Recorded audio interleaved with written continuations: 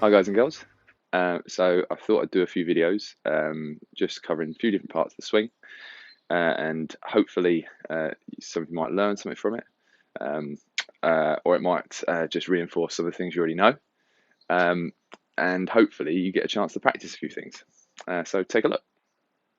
Okay, so for the top of the backswing, once we are past takeaway, wrist hinge, we're going to get to this point and we need to make sure that that club is actually going to rise up. Elbows will come ever so slightly off the body, and we're going to get that club to just rise up, stay parallel to this original shaft angle. Remember, we use that for takeaway, wrist hinge, staying parallel to that original shaft angle, but the butt of the club always still pointing out towards the ball to target line. Okay, so remember that ball to target line is so important as well. So as you go up, you're going to then feel here, here, top of the backswing. This is going to be parallel to here, butt of the target, butt of the club out towards the ball to target line still.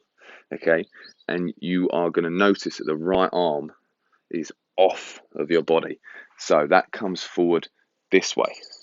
It does not go this way. That's really important. Now, a lot of people struggle with that.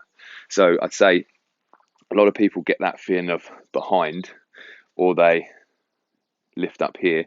See, most amateurs go in this way, and they get that right hand and arm really pulling the club behind them. They get the shaft really flat, really quick. Try to make sure you're avoiding that.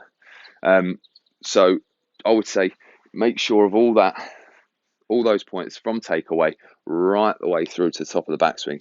Remember what that right elbow is going to be doing. It's just going to be popping off the chest a little bit, moving forward. Okay, and something to try and get make sure from at the top of the backswing. Remember, if the ball is not pointing at the ball, if the club is not pointing at the ball's target line, then it is flat or across the line, okay, or laid off and across the line, okay. Now, if either of those two are happening, what you're going to see is as I go up to the top and I get that club slightly across the line, it's then got to change to get back onto playing for the downswing. The problem is with that, some players it's really good for them. It really helps. Generally, it's a little bit of a short-term help, but some players it's really good. Just to completely sort of oppose what they were doing before.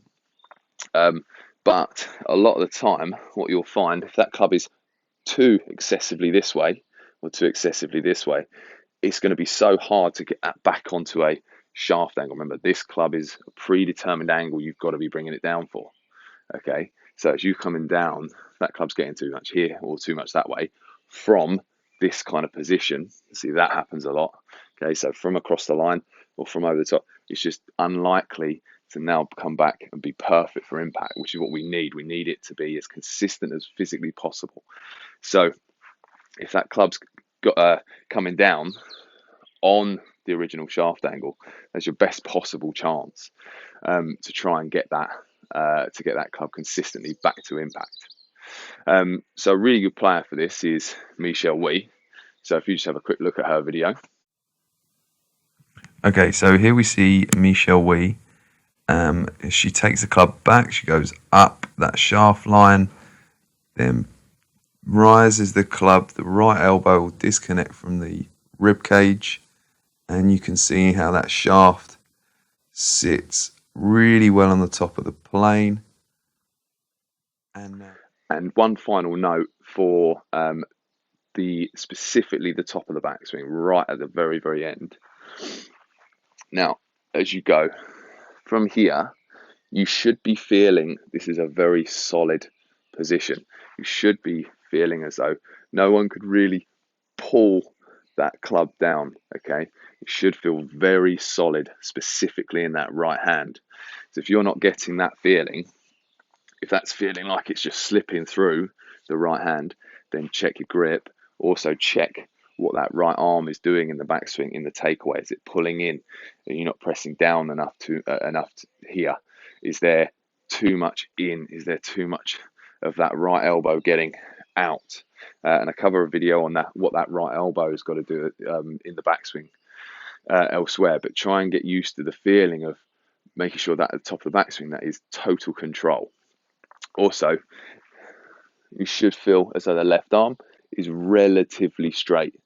Okay, doesn't have to be completely hyperextended, but in a perfect world, it would be straight to really create some good width in here. You do not want to be feeling as though that is getting around there. Now, when you go too long, not only will the left arm bend and the wrist will hinge a bit excessively, but your elbow will start to go out at some point. Even if you're extremely flexible, your elbows will start to flare out.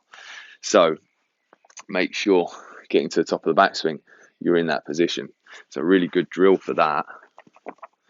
So for the left arm and for the right elbow is to get a ball in between the arms. You can, again, I've used this in other videos, you can get a smaller ball, a bigger ball, get that in between the elbows, and then from here, take that to the top, and that should feel that left arm stay. You should feel that left arm stay very straight, and the right elbow not be able to go too far outwards. Everything just stays in position. So I hope you've got something from that, whether it be something new or it's just a better understanding of what you already know. Hopefully you get a chance to be able to practice it and look after yourselves.